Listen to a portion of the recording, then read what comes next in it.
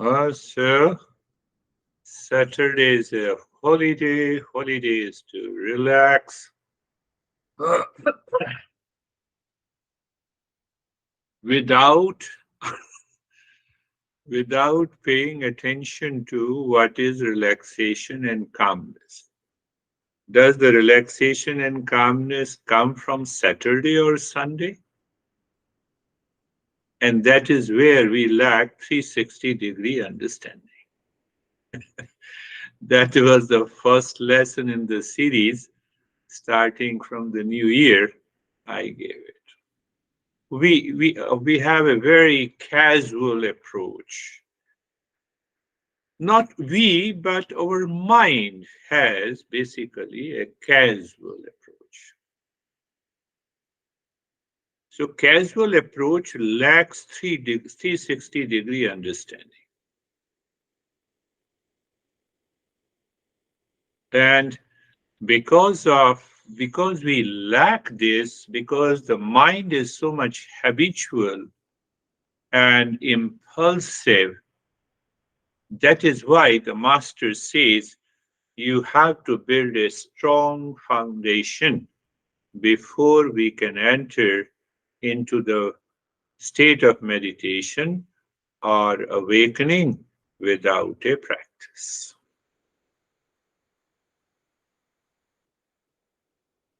Without a practice. That is very important to understand it. So, the deeper and the clearer the understanding of this journey of the self discovery, the doubt does not remain in the intellect or the mind. There is no doubt about the logical interpretation of the journey. And when these two problems are not there in the mind, you are already there.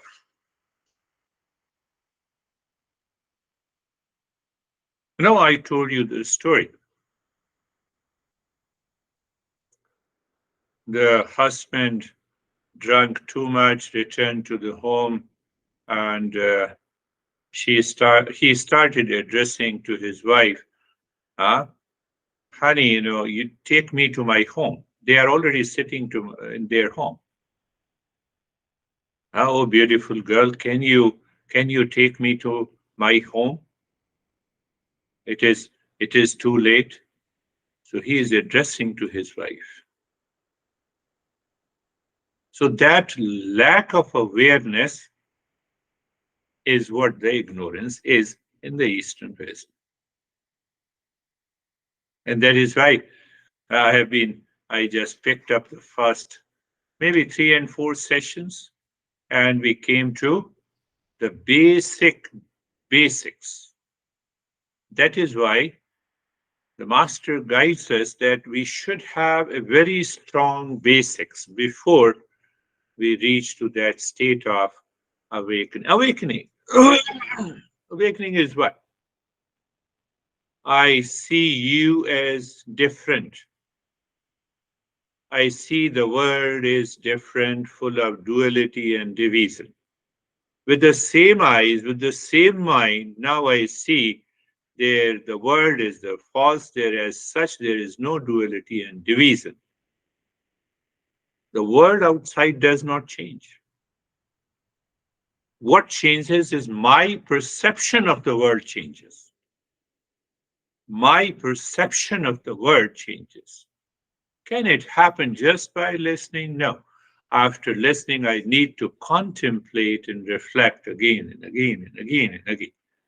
Why I contemplate and reflect again?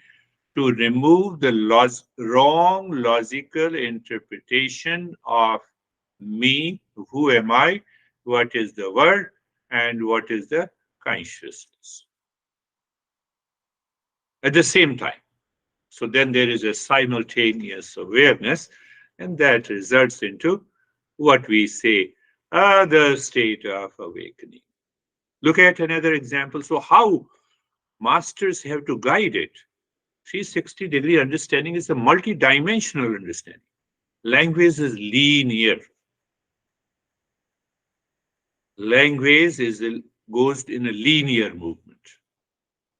through the same language, the master hints, points out, here is the reality, here and now.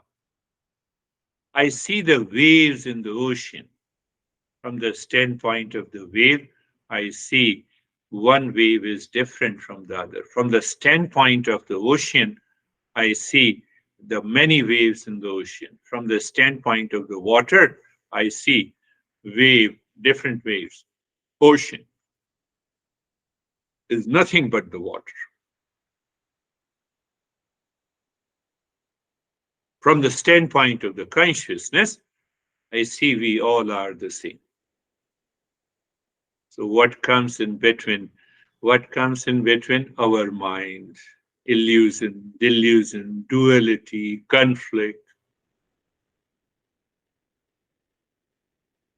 So then what the master does, then these masters, they create parables, or there are real life stories, because you cannot explain consciousness in a linear language. So that is why to hint at, to point it out. So when we say that meditation is, or mindfulness is transcending the mind, it is a one-liner parable. When you transcend the mind, then you don't see anything. Mind becomes perfectly transparent. Huh? It has, it has, it has, it has no, it does not dictate us to see the world. Say, for example, if the car, you are a driver of the car and the car starts dictating you, then there are two people. One is the car is dictating and one is my mind. You see another way of uh, multi-dimensional understanding or awareness of the consciousness. The Buddha received a guy, and when he received, that guy spitted on the face. So his cousin Ananda was also sitting there behind, and he stood up, wanted to catch the neck of this guy. Buddha said, leave it, drop it. And again, he was absorbed into meditation. The next day he returned. And he said he was seeking forgiveness. And now it is the turn for the Buddha to speak. He said, whom to forgive? The one who came to me yesterday, or the one who is seeking forgiveness? Now you see the multidimensional understanding.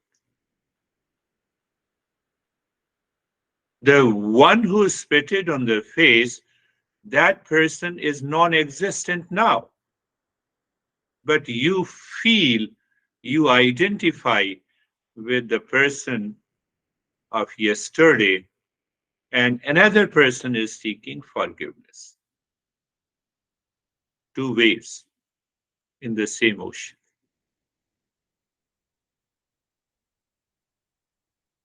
It appeals, it makes us understand.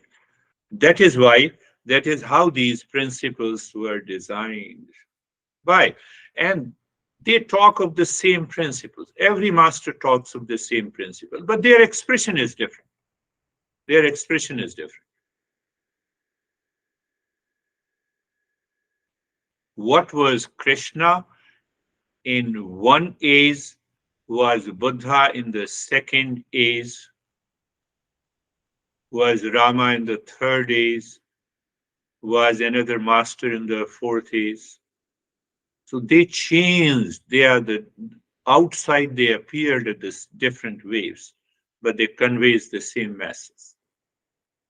And we start fighting against these masters that I believe in this master and I believe in this master. So we need to change that mindset in order to reach to that state of consciousness.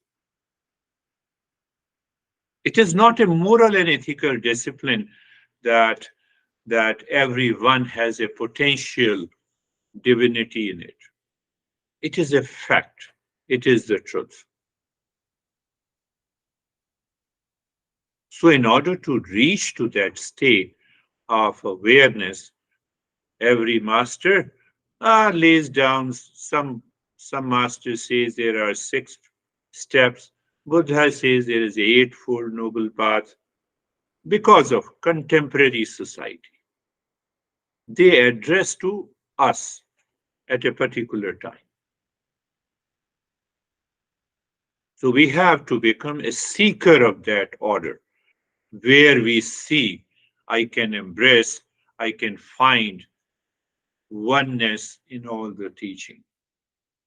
In order to do that, I have to resolve my logical doubts that is playing in my mind. Why they are logical doubts and interpretation and the wrong notion and the delusion are lying, I need to drop it. And to drop it, I pick up there are 6 or 7 basics. Last week we did it. One basic, the first basic is the Mangala Charan. Mangala Charan, Charan means behavior and attitude. Mangal means auspiciousness. I have to start the journey of every activity in my life with auspiciousness in the state, in the mind, and behavior expression also. Can there be an auspiciousness if I am speaking a lie? That is what Master is teaching. What we normally do, so whenever I have to meditate, then only I have to say auspiciousness. After just concluding the meditation, I have to fight with you. It is not moral and ethical discipline. It is the way we need to live our life. It is the need. It is the way we have to think, speak, and act in our daily life. Your complaint should also appear as auspiciousness. Yeah, you should complain. But the complaint does not have an element of attachment, does not have an element of duality and a conflict. Then it works. Do you see what does it mean by 360-degree understanding? So Mangala Charan. So now what is the benefit of this Mangala Charan? It purifies the mind. There is another word for Mangala Charan. Mangala Charan, or creating an auspiciousness through the prayer, through the mantra, through the worship. Oh, now you are taking us to religion. Remove that logical doubt. No, no, I'm not a religious person, so I will not attend your session. No, first understand. You have already created a blockage. So now when I say the prayer and the worship is nothing but a recognition of one consciousness. Does it make a sense? Yes, it makes a sense. So whether you are Christian or Hindu or whatever, it does not make any difference. By the prayer, you recognize the one consciousness. You are helping your mind to purify. Then where comes the question that I'm not a religious person, I'm a spiritual person? Use any prayer to create an auspiciousness.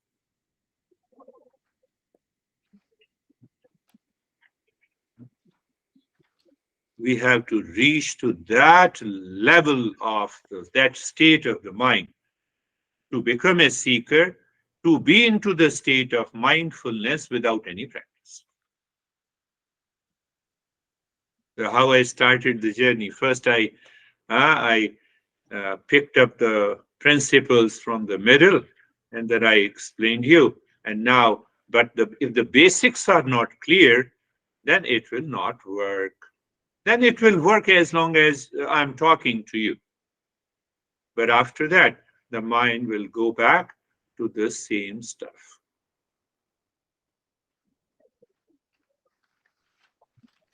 So the mind, first basic is to create, is to invoke that auspiciousness.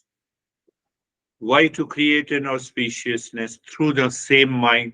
The same mind is in delusion. The same mind is having an ignorance. The same intellect has a logical doubt. So I have to put some thoughts into the same mind and intellect to move it to the next step. Otherwise, the same mind will continue to talk and vomit the same stuff again and again.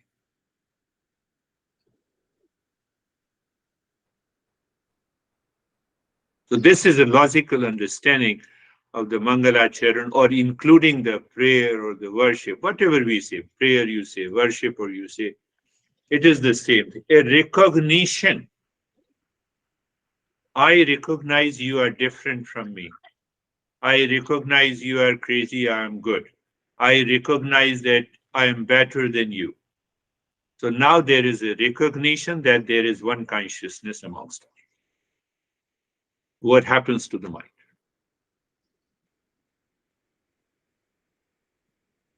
In all situations, in all relationships. But how to reach there? Use the Mangalachara. That is the first. No, simply, even the Namaste is the same. But Namaste without internalizing the knowledge does not make any difference. Namaste has almost six or seven meanings. So we talk of all the meanings as one progresses and becomes a seeker. Oh, I have heard that, if we do Namaste is good. So casually you're doing Namaste, your mind is somewhere else. It does not make any sense. You see, simultaneous understanding, simultaneous awareness of your behavior, of your attitude, and the state of the mind is what Mangalachara is. Is it difficult? No. It is difficult. It is the most difficult for the non-seeker.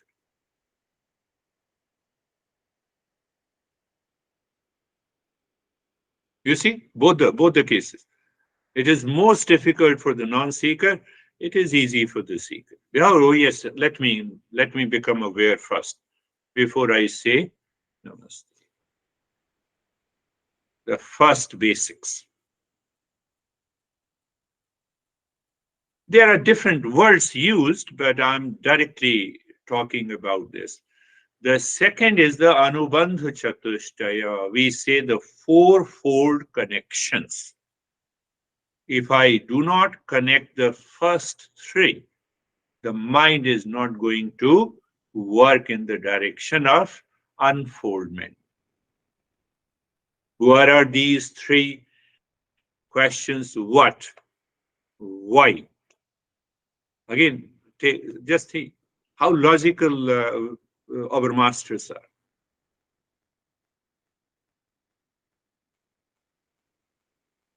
So, what is the problem? I don't know who am I. So the first subject is who am I? That awareness of who am I lives 24/7. I become angry. So who am I? I am become happy. Who am I? I am agitated. Who am I? I have a problem with my honey. Who am I? You see, I'm making it very simple, very easy to pick up. I'm none of them. So when I'm none of them, I'm not in anger, I'm not an agitated because of you, then who am I? The mind simply calms down because identification is broken. So second basic is Anubandha Chatushtaya. It is known as four connection. So who am I? That is the first one. So first one, who am I? Here, I don't become a husband or a wife or a son or a daughter or stressed. No, I become a qualified seeker. That is the first connection.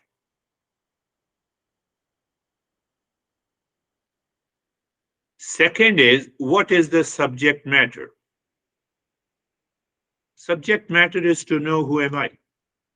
I am consciousness. Intellectually, we know it. Third is, what is the result? If you don't give the result to your mind, the mind is not going to work in the direction. You don't show that, okay, you drive the car and you will reach my home in 20 minutes. The mind always anticipates the result. When I anticipate the result in a wrong direction, then it leaves us. You see, it's every day, it is always there. That is what the four connections are there. Why it is said four connections? Think of it. First, to become a qualified seeker, I have a competency. I'm qualified to do this self-inquiry. No, I'm always ready. And then I fall into sleep. So laziness is the problem.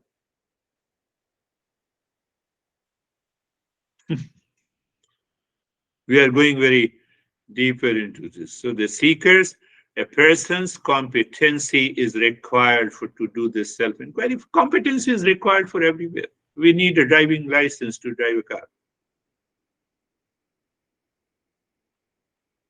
Second is the subject matter, who am I?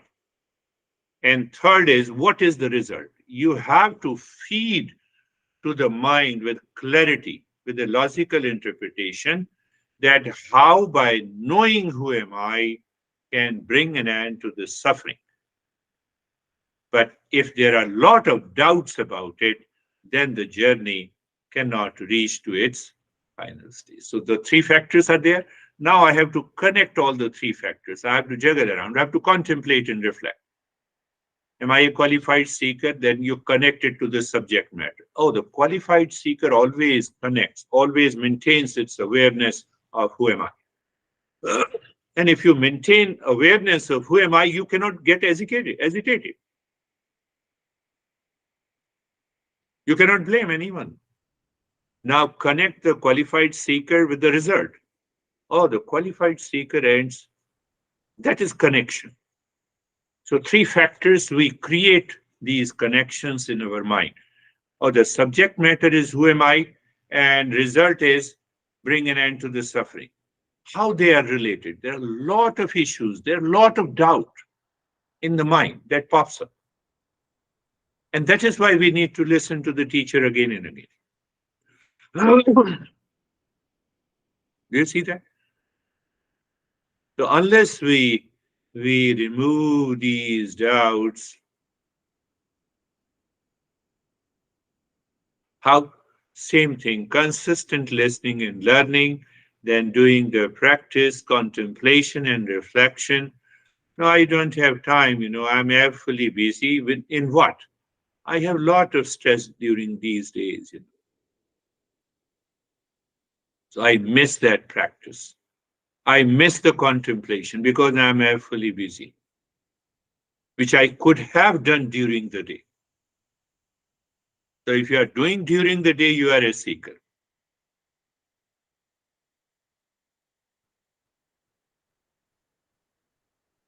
So this is the second basics when we say four connections. If I'm not clear about these four connections, what will happen?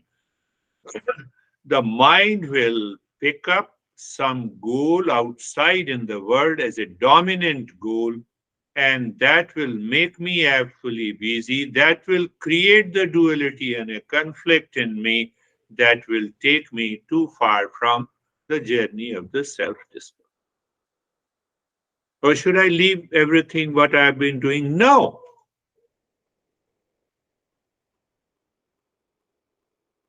You're not interfering any professional and social activities. You're not blocking them. It is all a matter of awareness. But if you don't follow the first step, second step will not be clear. I will just talk about this. So the subject matter has to be very clear. I have to be a competent to treat this path. I should have a preliminary qualification. That becomes the third step. What are the preliminary qualification? You already talked about it, that a person needs to be qualified. Even when we take admission in masters, so there, see, I should have bachelor's before I can do the masters.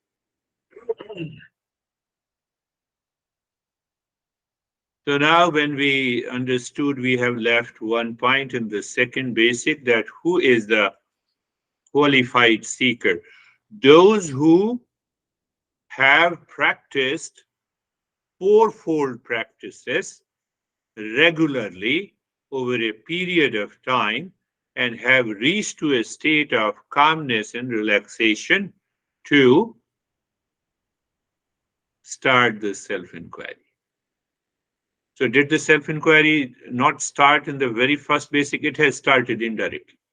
In the second step, yes, it has started. But now, unless now the mind is living in a higher state of awareness, it is beyond, it is not falling into laziness, it is not distracted, it is calm and relaxed, it remains focused on the question of who am I? Now, you have shared your experiences. Today I was feeling little bit lazy and sleepy. Qualified seeker. Qualified seeker. I'm making a very simple way, oversimplifying it. So, what prevents me from being lazy? What prevents me from blaming and complaining against people and situation, condition in my life? What I need to do, fourfold practices. Out of the fourfold practices, I would say uh, three are purely mental practice. It demands intellectual contemplation and reflection. Purely mental. When you can do it anytime, you wake up in the morning, you do it. I woke up in the morning and I see and feel the presence of my master. I have completed auspiciousness. Finished. You have a thought of inauspiciousness. You have a thought, oh, yesterday that guy was crazy. And then mind is filled with that. No, did I not tell you that young guy? He talked to me this week. Uh, I told you that this guy who gave 200% to a girl, and after all, they got separated. Anyhow, so I talked to him about this attachment and emotional dependence, and he understood fairly at the intellectual level, but it did not go very deep inside. Why it did not go deep inside? Because those impressions are still working. He did not follow the preliminary practices. That is what people do in the journey of the Eastern wisdom. Why I'm saying so? So this week, he said, I went to a restaurant. Very good. So I saw my ex-girlfriend. I said, very good. And I got disturbed. Now, from where the disturbance has come? I'm not a qualified seeker. But can I tell him at this time? No, I cannot tell him at this time. So I said, did you see him? Did you see her through your eyes? Yes. Or did you see her through your mind? You see how how teachers, guide you. What do you mean? I saw her through my eyes. No, no, I just want to know that you saw her through your eyes or you saw her through your mind. Eyes cannot say my ex-girl. Oh, yes, you are right. Only my mind. But why the mind is saying this? Because I have the past impression. So if you have those past impressions, you are not a seeker of the highest order. You cannot reach to the state of mindfulness without a practice. You have to declare that, yes, I have reached to that state, and then only I can reach. And then he was, no, he had grasped it. So he has been with me almost for the last 4 years. And he said, no, I grasp it. I have to maintain my awareness. So what I see, the mind should not interfere. Why the mind interfere? Do you see the logical? I'm questioning. That level of self-inquiry and alertness and awareness is required. Not the casual approach is required. So come back to the fourfold connections of which you are already aware. The first, no, fourfold practices, not connection, we have already covered in the second basics.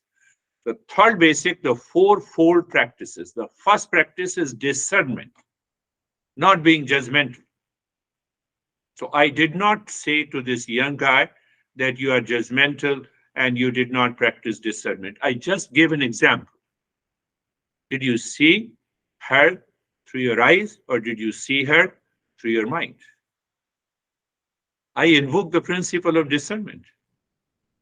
That is what we do. That is what I do in every session with the different groups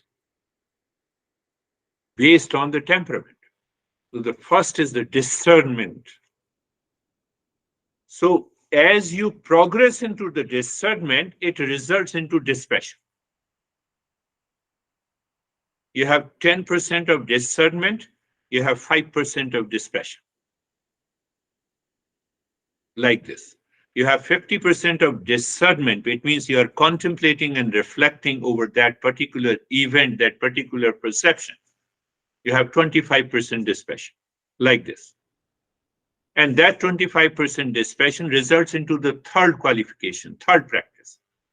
The third practice has got six inner treasures of the mind. So if I do not bring out these inner treasures of the mind, nothing can be achieved in the journey of the self-discovery, whether you are learning from the Dalai Lama or you are learning from the Buddha directly. Teacher is least important. He is facilitating. So four practices. The first is the discernment. You have to do it intellect. Second is the dispassion. It is neither attachment nor detachment. It is purely a non-judgmental perspective. Non-judgmental perspective. Non-judgmental perception. My dad is crazy. Okay, you are more crazy than you did. Because by listening, the basics, we feel that we are more intelligent than our parents. It becomes an easy affair. I'm just giving an example. So there's discernment, dispassion, six treasures. In the six treasures is such a huge topic which explores the six different ways the mind can cause the delusion and how the mind can be prevented from the delusion by the six different ways. It is again intellectual. Or there are some practices. And the fourth one, then what is left? Go back to the second basic. I become a qualified seeker. I have an intense desire to know the real self. That desire is always there. You are driving, you are eating, you are living in your relationship, whatever you do, you wake up in the morning, you sleep, that intensity of the desire is always there. One pointedness, natural, third basic. Huh? This is the third basic. So now you see the first was the auspiciousness. First is the auspiciousness, invoking means I have to I have to bring out a change in my behavior, speech, and thought by introducing a mantra, or I make it clear whether you are praying something or worshiping. Whatever the religion you have, just follow that practice. Make it live prayer. We are not against any religion. And we neither say that you should be religious or spiritual. We say you should be aware. The second one was the fourfold connection. The third is the fourfold practices. Now we have all done our intellectual exercise. Very easy. I fought with you, and then I come back and I do the intellectual exercise. It's very easy for me. But I have to translate that into action. That is the fourth basic.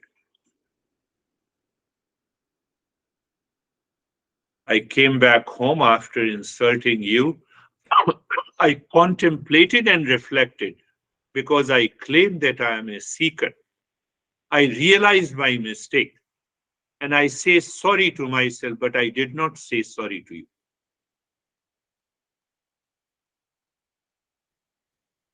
So I have to translate whatever the three basics are concerned into my behavior and action. I should find out the way to say sorry, to seek forgiveness in order not to create those impressions, not to deepen those impressions. And that is what we say is the karma yoga. All the yogas joins together. Karma yoga. Karma yoga means what? Yoga means inner mental state in karma yoga. Attitude. And karma means action.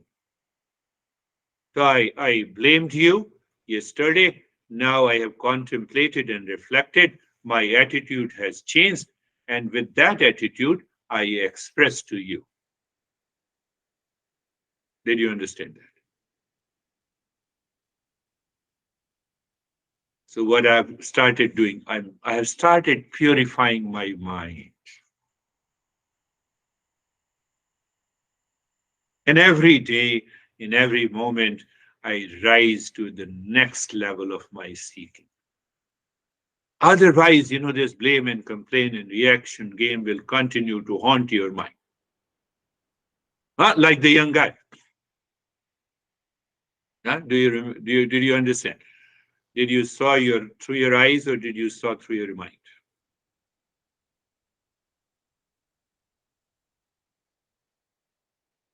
Because even after a lot of contemplation and reflection, that impression still remains.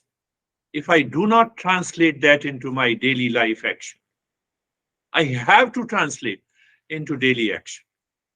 If it does not, if it remains, it is going to haunt you. And you already know it. You already have those experiences.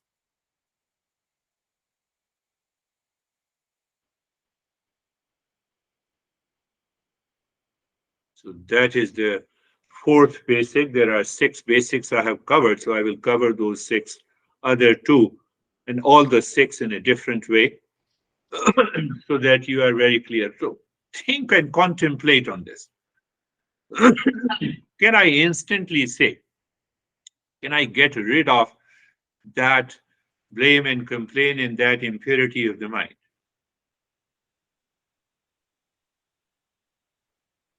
Can I translate that into my behavior and action Why? To translate that into behavior and action, I can get rid of that impurity of my mind, which this young guy had, instantly. Yeah, those impressions will remain there. Oh, she was my girlfriend, and then this incident happened, and now we are separate.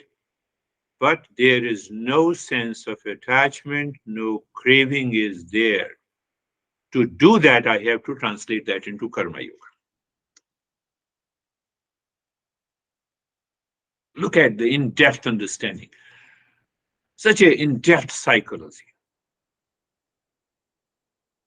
So, a higher level of a seeker sees, oh, it's a play and fun. Let me seek the forgiveness. Non seeker says, I have a big ego. How can I seek the forgiveness of such a stupid fellow? Again, I have created more impurities. You see, we normally say that. So we need that awareness. How should I seek forgiveness from that stupid fellow? So I'm talking of this forgiveness, and I'm saying that guy is stupid. So I'm more stupid than you think. I lose awareness. We need that level of awareness, my friend. Then the thing works. Then the meditation is here and now. Then meditation is here and now. So then what says Ashtavakra, the great master says, Yadi deham pratakrasya Chadi Vishamya Tishtasi Adunaiva Sukhi Shantah Bandha Mukto Bhavishyasi. Literal translation. Simple. That level, he is addressing to that seeker. So when I study a book and I claim that I'm that level of a seeker, and then I get frustrated, then I throw the book. Yeah, this book is a waste. It doesn't make any sense.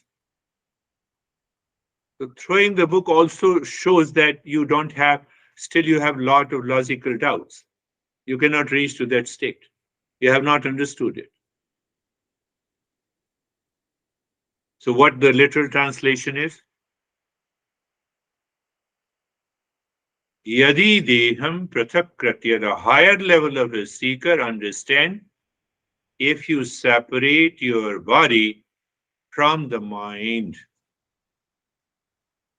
it seems totally illogical to the modern scientist.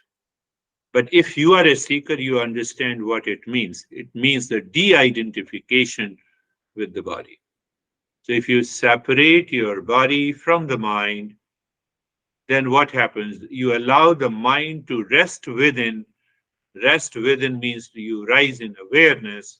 Then what happens? Literal translation. Then what happens? You are in peace and happiness when? Here and now, without any practice. And if you continue contemplating and reflecting, you reach to the state of awakening. In one verse, the master sends the message of awakening. It is a practice, it's a non practice. So close your eyes. The eyes are closed, my friends. Eyes are closed.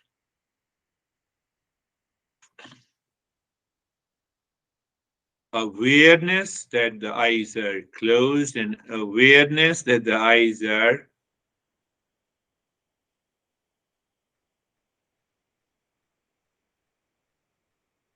open. What is the difference? Is there any difference?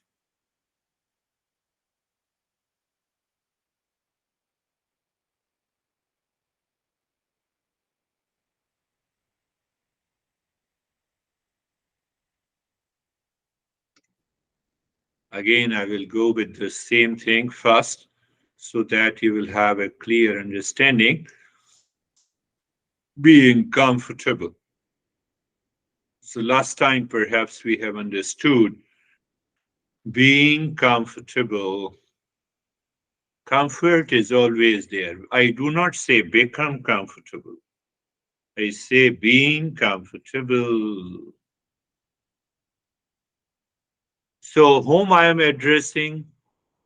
I am addressing the body. But where I experience the comfort, it is the 360-degree understanding. That is why the consistent listening and learning takes us there. So, being comfortable, now you see your intellect is aware, sharp. So it has, oh, yeah, yeah, you're talking of the body, but no, it is happening in the mind, yes, because all experiences takes place in the mind. But comfort is not the natural state of the mind. Mind changes the mood. Oh, so the comfort comes from somewhere. So now you have 360-degree understanding, or you have that intense awareness. Many masters says that you should have that intense awareness, or you should be aware simply. Oh, no, no, but my mind experiences the pain and discomfort and unease in the body. So there I discern. Comfort is always there.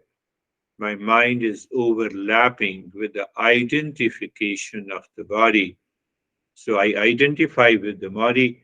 So I feel more unease, more discomfort than the comfort. That comfort hides within. I'm just translating what I discussed into a very pragmatic approach. But if we don't know those basics, it will not make a sense. Oh, so the comfort. Now I say simply that be aware of the entire body, awareness of the entire body.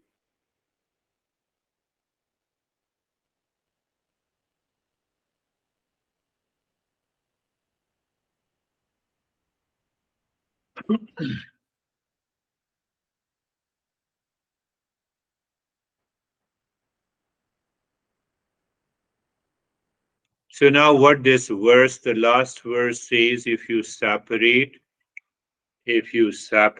your body from the mind. I'm translating in a very simple way. So first I should be aware of what the body is. So moving the mind from the top of the head to the toes and experiencing in the mind comfort and steadiness in the body. And now what happens? The mind says, intellect says, I have already understood it. But our master says that move your awareness on the entire body again. Move it repeatedly. So when you move it repeatedly, your experience of sensation, relaxation, and stillness becomes deeper. Just see that. If it happens, we are a seeker. If it not happening, why it is not happening? Because the mind already had lot of thoughts at the deeper layer, at the unconscious layer, which is preventing it. Otherwise, every time you are aware of the body, you are moving from the top of the head gently to the toes. You have you have an experience of vibrations and the sensations going into the body, and you experience the sense of sensation, relaxation, and stillness.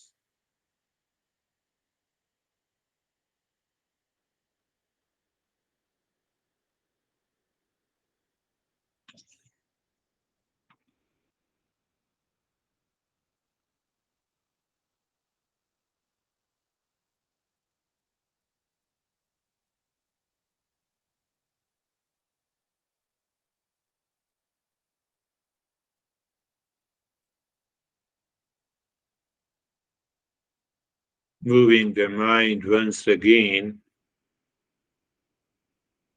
on the body, experiencing the sensation, relaxation, and stillness. Now you see identification with the body and de identification with the body.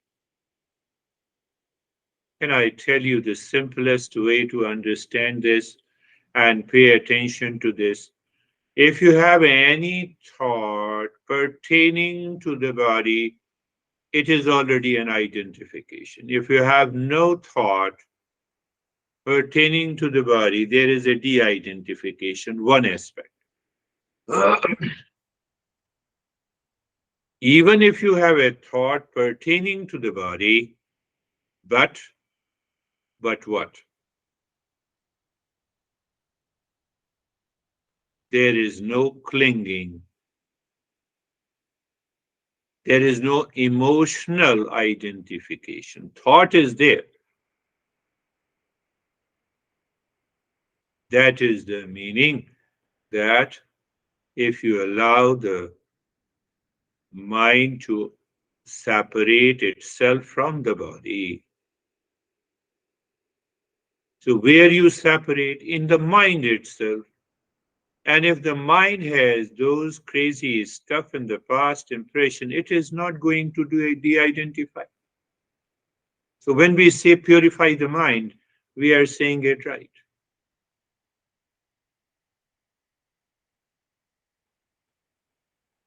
Another level of awareness, I'm just talking of 360-degree, multi-dimensional awareness. We need a simultaneous awareness. Car is my servant, an instrument. Smartphone is my instrument. Same way, body is a servant of the mind. Mind always expresses itself through the body.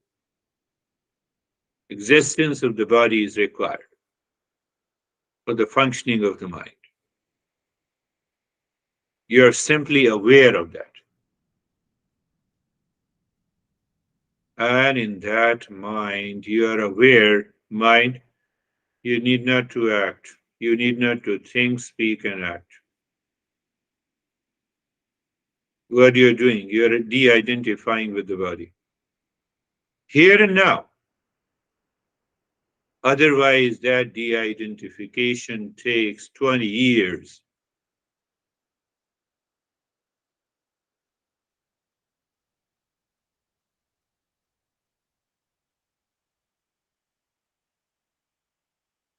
I did not say you to keep the body still, but the mind tends to separate itself from the body.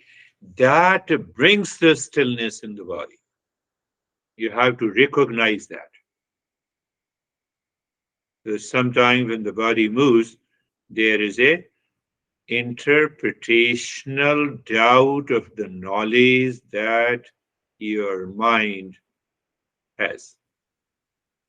Because of the interpretational doubt your mind has, it does not accept and recognize that you can de-identify yourself with the body.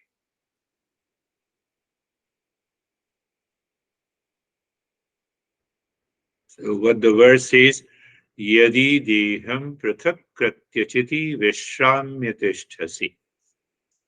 That is the first line. If I separate, if demands seeking, I become a seeker. So if I separate the mind from the body, if I separate myself as a driver from the car, what happens to the car? Will the car move? I'm giving simultaneously a metaphor. Will the car move? No. Oh, so does the mind recognize at this moment there is a total motionless state of the body? Yes. The de-identification took place? Yes. Yadi deham prathak kratyah chiti vishramya tishtasi. Second part of this first line, chiti vishramya tishtasi. to allow the mind to rest within. Vishram. Vishrama means Vishram, the restfulness. The moment that the identification is there, the restfulness is there in the mind.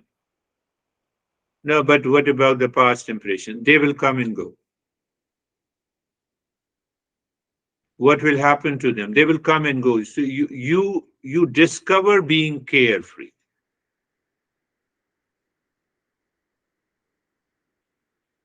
You don't practice. You discover, oh, this is the way to be carefree. And then what happens? Master says, look at the way these masters have created these verses, these poetry, in a very compressed form. Second line of the verse says, Adhunaiv Sukhi Shantah. Adhunaiv means here and now. You are in peace and happiness. Check it yourself.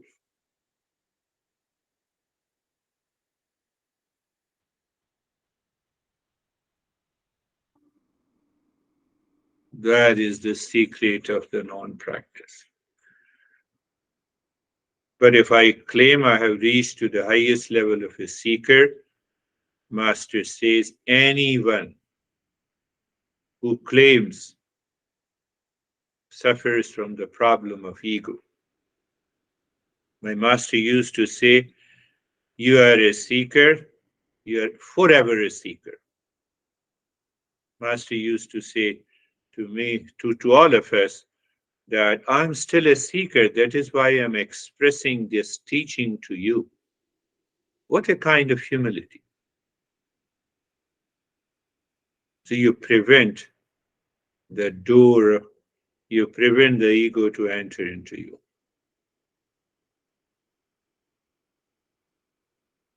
So Adhunaiv Sukhi Shantah. Adhunaiv, you are in peace and happiness here and now. Here and now.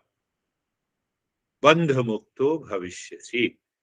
So you are free from the bondage and the suffering.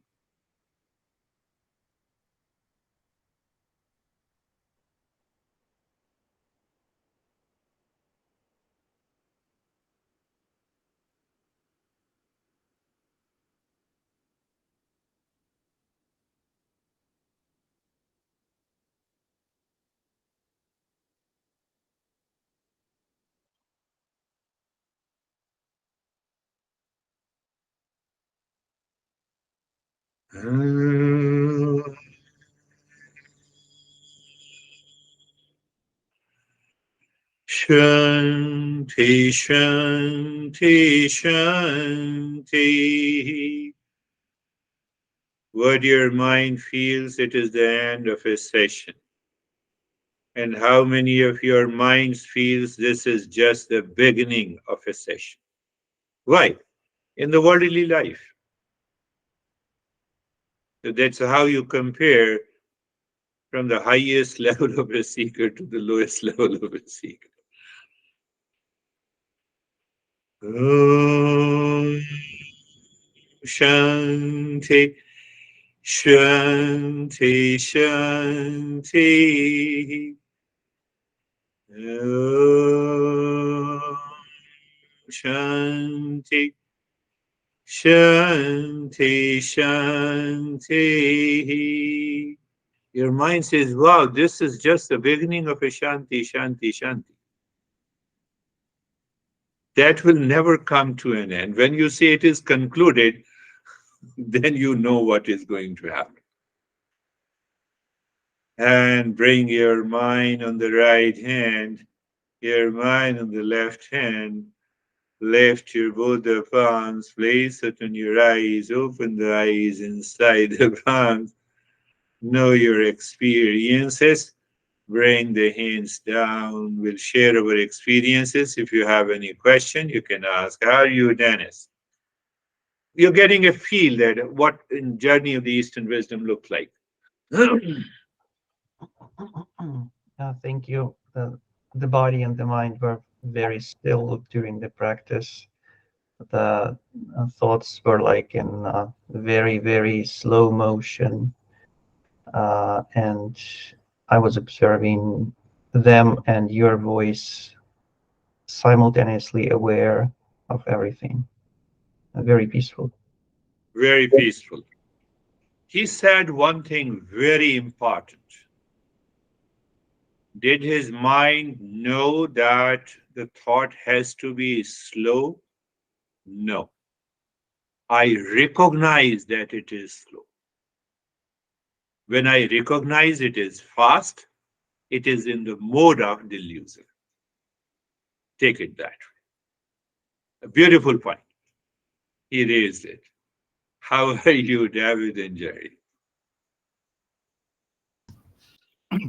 Thank you. Good morning. The more we do this, the deeper we get, but the simpler it gets, and it's just kind of like, mind-boggling how simple the whole Yeah, practice is. And I love what Dennis said too. It was kind of almost indicative of my experience of just this sort of dull roar of my mind in the background and your voice, no disrespect, just kind of fading away and went into deep space until you started chanting. So thank you. very good. Yeah, it is the same. So when you see those thoughts are too far from you, they are always slow. I make it fast.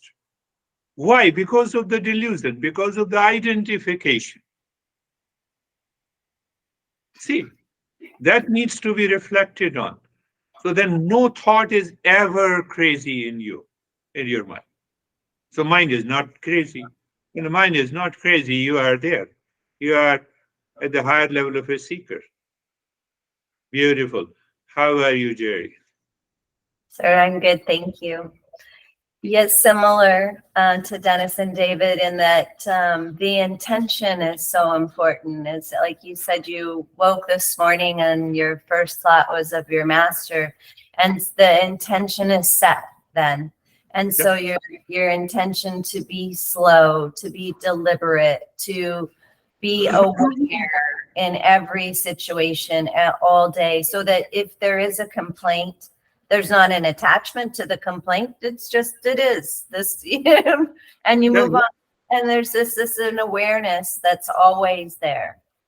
beautiful.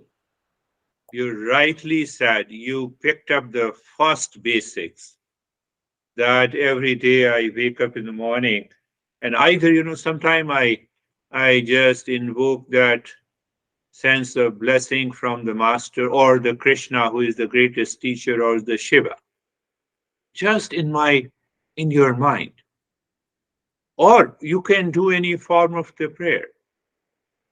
And rightly said, when the intention is set, now this intention is the last fourth practice of the third basic. When we say the fourfold practices, the fourth step is the intense desire to know the real self, intense desire to settle in who am I. And that is how not only we understand, we remove the interpretational doubt. Beautiful explanation. How are you, Brandy?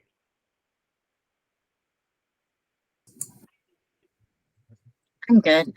Thank you for this lesson and practice today. My meditation was really peaceful, and it was nice to just have everything sorted out. Yeah, yeah. So anytime, anywhere, we can sort out any confusion and the delusion happening in the mind. I'm in stress because of the mind. I'm in conflict because of the mind. And what if I de-identify instantly? I live into that awareness. Beautiful. How are you, Sam? Good. Um, this reminds me of that thing that you've said to us, that we're learning the same principles, but aiming to get at a higher level every time we go around the mountain.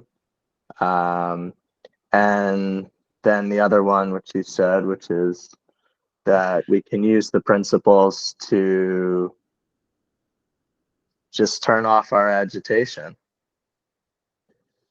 If you have the ability to use discernment and dispassion, right, you can turn off agitation because you put everything into perspective. Yes, the moment we have a de-identification, there is no hesitation. The moment there is an de-identification in your intellect, you are not fully busy. Can you see that? If I see that clearly, if you have a de-identification with your past impression, while quoting the same example of the young guy whom I asked, whether you see through the eyes or you see through the mind. So I was making him aware of the identification and the de-identification. Yes, how are you, Vaibhav? So thank you, sir. So mine was smooth, was calm, quiet. Mind was calm and quiet. That's a de-identification. Is Terry listening to me? I don't see Terry.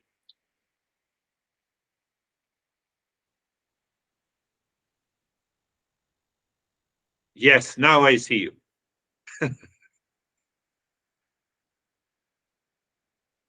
I'm very happy to see you smiling. Thank you. I think no, I don't think I know. This helped me to be de-identified with about 100 things that are Yeah. happening that I cannot solve. I have a problem here with my radiators, and it's like in the summer when your air conditioning broke and you just tolerate it. I'm trying to tolerate this heat, and the lesson really helped. So Yes. I really appreciate it. Beautiful. Yes. You understood in another way. You see that I have 100 problems where they are in the mind. So I de-identify with all these problems. I'm free. First, I am free. Then I pick up what I have to do. Now there is another way to look at it. I have 100 variety of experiences in the body. I de-identify with the body. So what happens to those problems that is haunting my mind? I am free from that body also. I remember something. That's why I interpreted this way. I know that we both were doing the practice. I could not do it. I failed in doing that. But this guy succeeded in doing that. We know that the temperature in the Delhi goes on almost up to the Arizona temperature. It's a 50-degree Celsius. So which is almost 120 to 130 degree in April and May and June, especially in June and July. Oh. So you can adopt any practice. What he used to do, that he used to sit in the sun, covering himself with some cotton blanket, and he used to sit for 3 to 4 hours to check that how I can de-identify with the. Don't do that. I'm citing an example. You need a tremendous willpower. I failed in that couple of times, but he used to sit for 3 hours. So the sweating is continuing. The entire blanket used to sweat.